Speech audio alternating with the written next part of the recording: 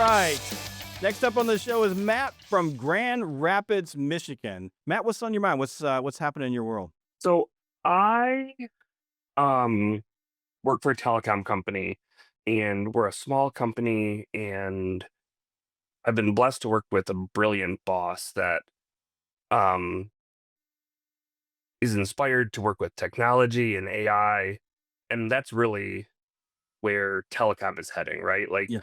outside of probably medical practices, maybe lawyers, people aren't going to have a desk phone anymore, right? We use our cell phones a lot, but how can we integrate technology? How can we get your cold call information into your CRM? How can we get sentiments to sales managers of like, hey, this is the good deal. Like maybe you pop in or this is going bad. Same thing with call centers. And so um I've worked for this boss two different times. And last time I came in and really an operational customer service manager, handled some support tickets. We got bought.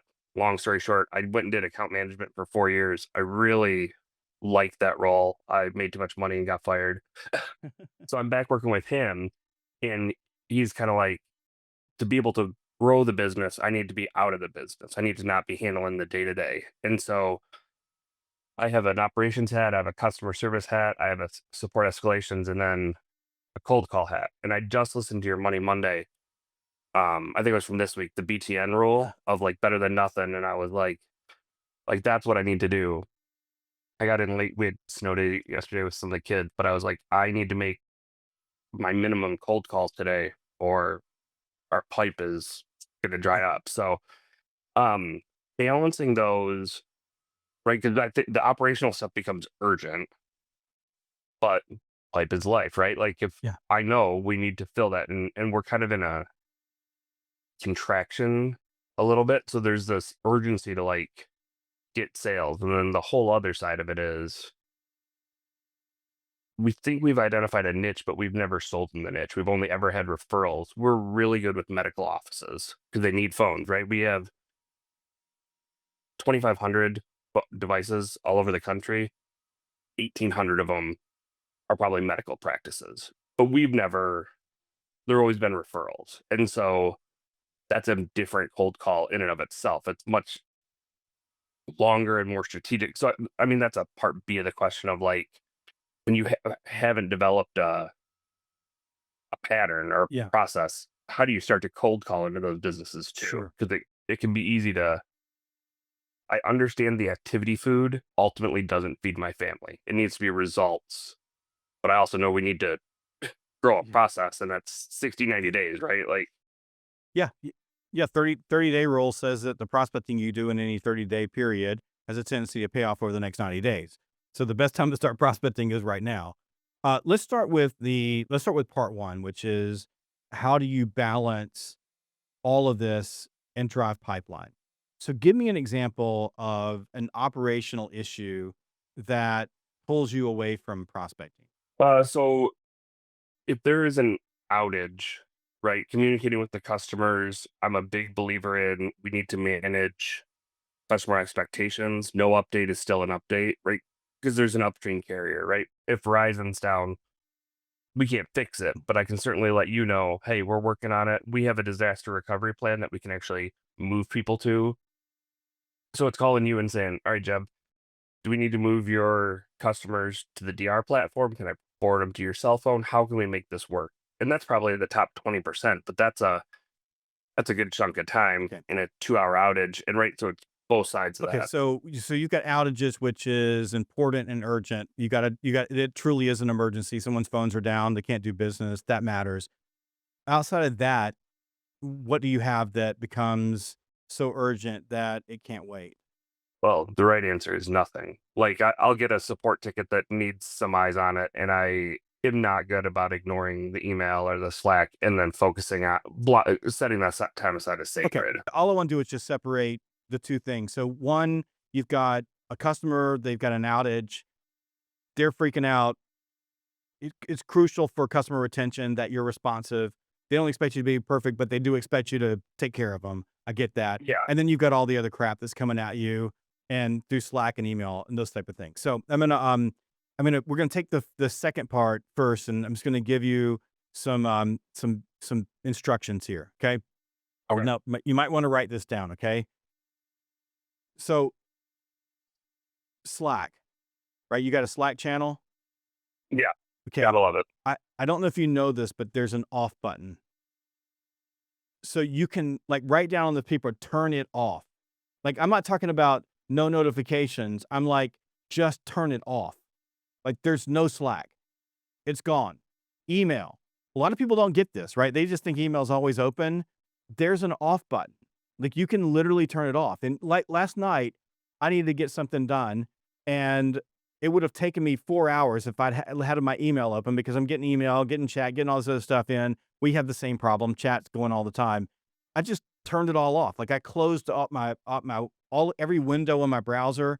I closed the email, turned off our chat channel, and I dedicated focus to one thing. In 90 minutes, I got done with a project that typically would have taken people a week to get done because all of my focus was concentrated on one thing. And this is what humans are really good at. Like your brain is fabulous at focusing on one thing at a time. So what you want to do is get into habit of when it's pipeline building time, turn it all off. And that's all you focus on. And run high intensity sprints. Like you're running a high intensity prospecting sprint where you're driving pipeline activity in a very short period of time.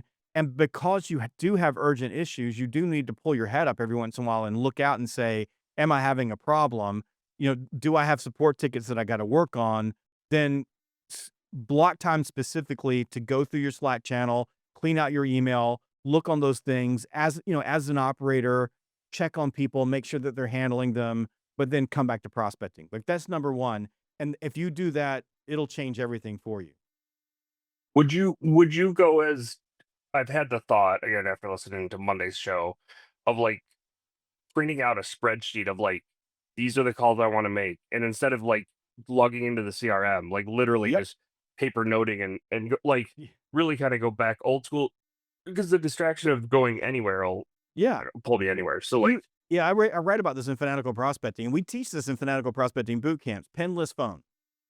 okay, Right. So people are like, well, I got to put it in the CRM. I go, yeah. I mean, but if you did a 15-minute call block and you said, I'm going to make 15 dials with the goal of setting one appointment, and, half of those calls at least are going to go to voicemail, half at least, a handful of them are going to hit gatekeepers and you're going to ask a few questions. Just make notes in the margins. And then when you finish the call block, set aside time specifically to go update the CRM with any information that you found. Just do that. And then you just have that list available all day long and say, this is what I'm going to do today. And then that's up. So that's where I would begin. Okay. The other thing is when you come in the morning, when you start your day, because you've got an operation, that you've got to run and that you have some responsibility to your customers, and there are outages and emergencies that you can't plan for, it wouldn't be practical to say, don't look at your email. Because with most salespeople, I go, don't look at your email. Like literally do not open it up because there's nothing in there except for everybody else sending their task list to you. There's no good news. In your situation, you probably need to be aware that you may have a customer melting down. So you want to get into a habit of triaging your email without diving into support tickets, right? So you go through and see, is there anything in here that is important and urgent, and separating the important but not urgent from those two things so that if there is something that could sink your boat that day, you're aware of it, and then you can make a decision on how you're going to handle that. But don't like try to handle all your email because that's killing you in the morning because you're trying to get everything done. And so what's happening is you're pulling your head up around 10 o'clock and you're already exhausted because you're dealing with all this stuff that really isn't fun stuff to deal with. The fun stuff is the sales stuff, right? So you got to arrange the beginning of your day so you're starting off right, and you want to front load your day as early as possible with a call block. And medical offices are a really good example of that. So if you're calling in early, like between 7 and 8 o'clock, you're going to get people and they'll talk to you because they're already the administrative people are getting in. The people that are running the offices are getting in. Maybe you need to push it down to 7:30 or so. But if you're waiting until 10 o'clock or 11 o'clock in the morning, I mean, they are knee deep in patients and alligators and everything else is happening. And it's really, really hard to get their attention. So I would think about how early can you call on the urgent and important. Are you the only person that is capable of handling those issues? So we have a level one support. So things that normally bubble up are a direct email from a customer, and we haven't been good about like redirecting them to go through support. But then the other side is support reaching out saying, "Hey, we can't get right." They've exhausted their stuff. Now my boss similarly has some support blocks, and most of the stuff is not legitimately urgent. We probably have, like most people, your 10% customers that when they call, you handle it. But realistically, the owner is really good at handling those, and he's got an executive assistant to catch those things too. I I perceive them being more urgent for me than they really Okay. are in those moments. Okay, so I think go through an exercise of and do this after this call, but go through an exercise where you take those scenarios and you separate the ones where I'm the only person that can handle this is me. I'm the person that is uniquely qualified to communicate with this customer in this situation and make sure that we're retaining the customer. And then look at the others and say, where are the gaps in the system that are requiring me to get involved? So is it that we need to go back to support and provide some training resolving these issues? Do we have people in support that are just escalating customer problems because they figured out that if they send it to you, you take the job and you take the work off of their plate, and you're basically teaching them to send everything to you? Are there legitimately questions that they can't answer that if we could just teach them how to answer it, if we could tell them how to do that? So it's one of those things where you may have to slow down to speed up. So go back and take a look at that. And then the only other thing I would say on this before we jump into your targeting issue is, this is a conversation I have with salespeople a lot in this space, is there's a difference between owning your customer and owning the problem. And what a lot of salespeople do is they take both the customer and the problem. And that crushes your day because now you're doing all of these things that take a really long time. If you can get good at owning the customer, if you say the customer's got a problem, they're emotional about it, my job is to retain customers, right? That's important.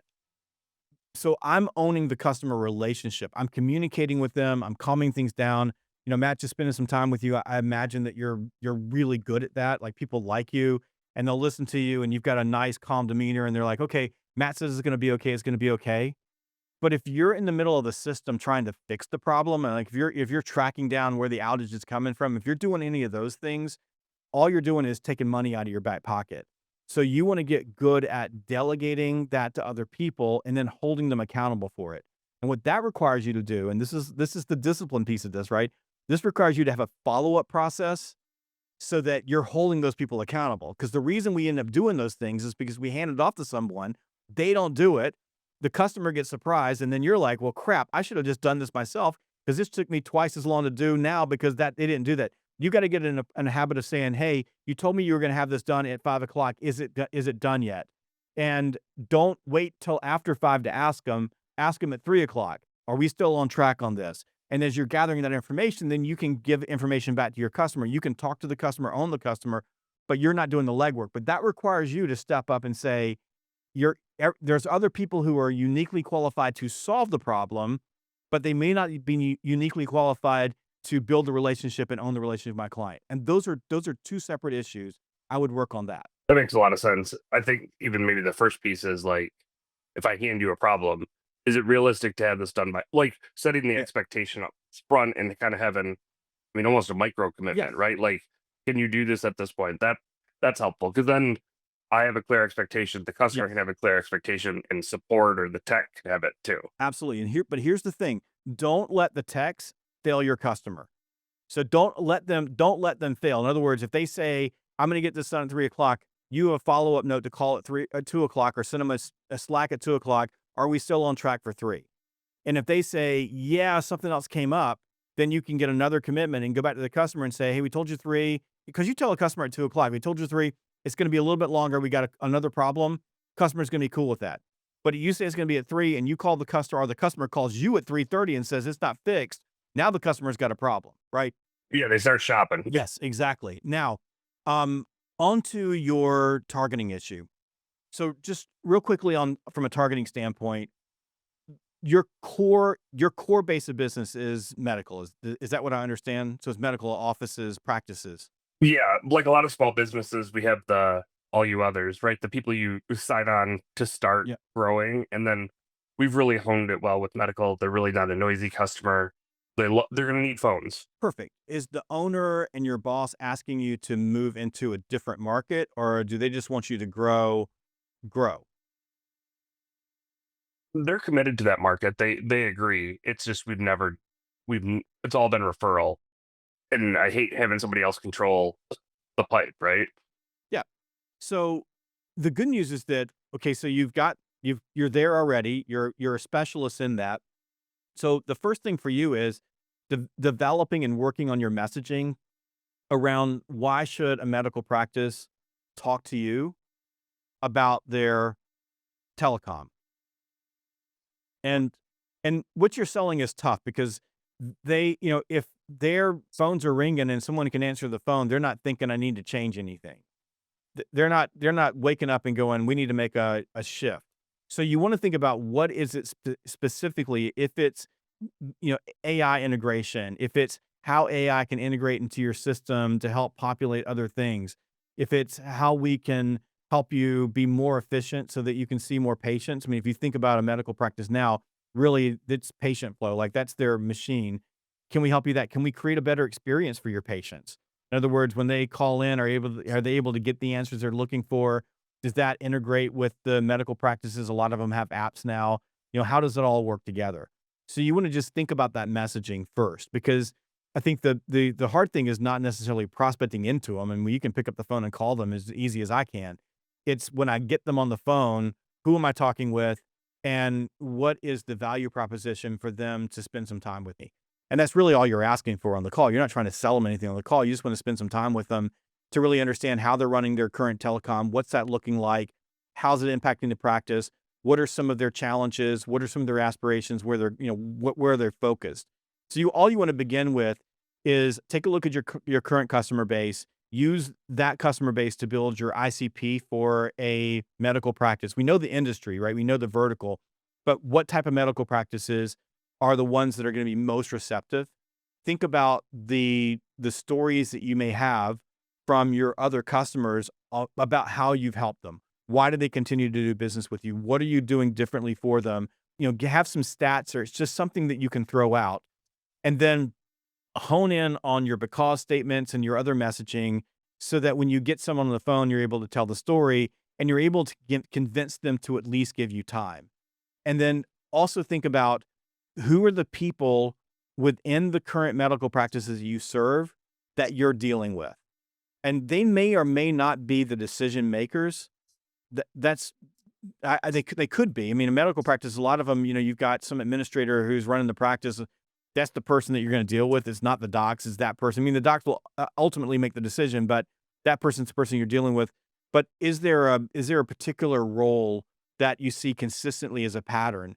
And then all you got to do is just go make a list, you get the phone numbers, call, use your message, and then what's going to happen as you deliver the message, you're going to get objections and pushback, and people are going to say things to you, and they're going to teach you, like you're going to listen to them, and over time, like through repetition, you're going to learn, oh, this really works, this doesn't work so much, and you'll hone that message, and you'll get into a place where suddenly, like, it's like magic, because it seems to me that this should be relatively straightforward for you, and if you'll just dedicate the time to doing it, if you just said, I'm gonna make 25 outbound prospecting calls a day to medical practices, which you should have no problem doing, and you just focus on that, and you just do that every day. Do it for 2 weeks with your messaging. At the end of 2 weeks, you're gonna be pretty much dialed in, and you'll start seeing some traction.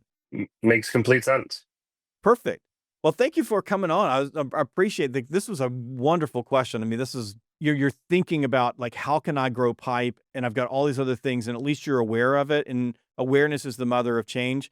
But you got a lot going for you. I love the fact that you got a great boss. That's the best thing in the world. If you've got people you're working for that you love, it really, really helps. So I wish you the best of luck, and shoot me a note on LinkedIn or shoot me a note here and let me know how things are going. Okay. I appreciate it. I think I've probably listened to 5 or 6 of your books. I just finished fanatical prospecting into EQ. The way you deliver it, a very plain message, is great, and you well on some of the like practitioners in the past. So I really really appreciate the messaging. So Well, thank you so appreciate it. much. I appreciate it too. And if, since you're an audiobook listener, my new book, The AI Edge, that audiobook dropped today. So it's available on Audible or on Spotify right now. Since you're getting into AI, maybe a good thing to jump into. I'll download it. I appreciate it.